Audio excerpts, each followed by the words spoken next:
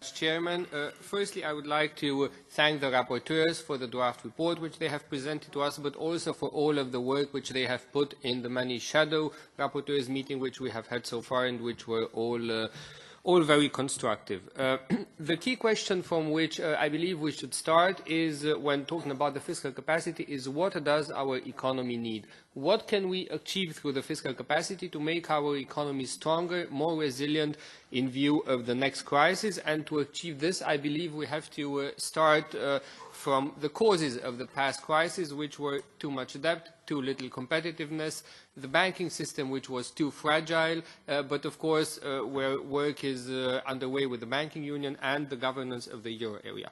When it comes to debt, we pretty much agree that rules exist, but they are not implemented. So do we need more rules? I believe not. Do we need less rules or more flexible rules? I also believe not. We need to find a way to secure the implementation of the existing rules. When it comes to competitiveness, there the progress in the euro area is more disappointing. We know that countries need reforms. These reforms are being described in the country-specific recommendations, but are not implemented. We had an interesting discussion yesterday with the ministers.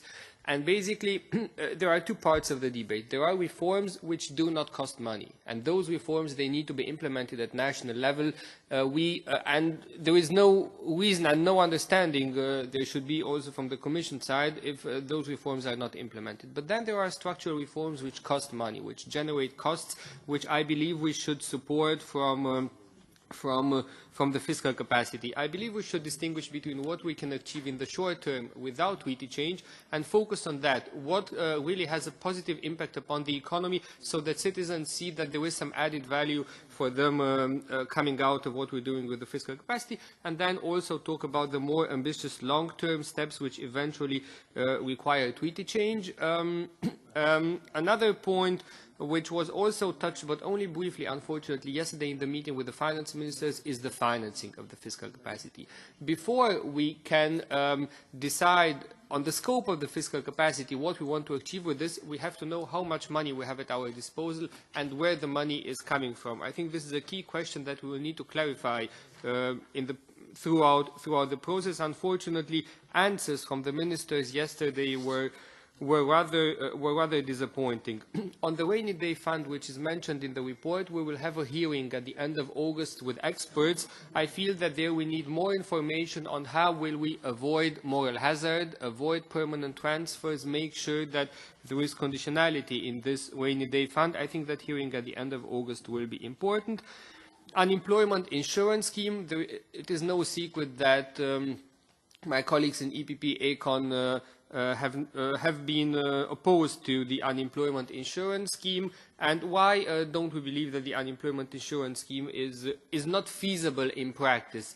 Firstly, because at national level it is very strongly linked to retirement age. The national labour markets, which are very different from member state to member state, to retirement benefits, to the retirement age. And this was very eloquently also explained yesterday evening by Eurogroup Chair Dijsselbloem to us. So I believe there are lots of burdens there. Also politically, I think it would be very difficult to explain to people in member states of the Union in crisis that they would need to come up for unemployed people in other member states of the Union. And mainly because crises in the euro area are primarily of a symmetric nature, not of an asymmetric nature. So when we are hit, we are all hit. Magnitude differs. So it would be very difficult to explain to people in crisis in one country that, okay, now they have to support unemployed people in another country. Just to conclude, I'm in full support to what was mentioned before by the rapporteurs. I think Pervenche Beres mentioned in detail the possibility for countries outside the Eurozone to join the fiscal capacity. So my thinking is that those countries which have a legal obligation to join the euro area, once they fulfill the criteria, if they are in the process of preparing to introduce the euro area, we should give them the possibility to join the fiscal capacity in terms of contributions and benefits and governance. If they so wish, I think that will help their economies become more competitive. It's also in the interest of the euro area and will also prepare them in terms of governance for the time when they will join the euro area. Thank you very much for the attention. Sorry for having spoken too long.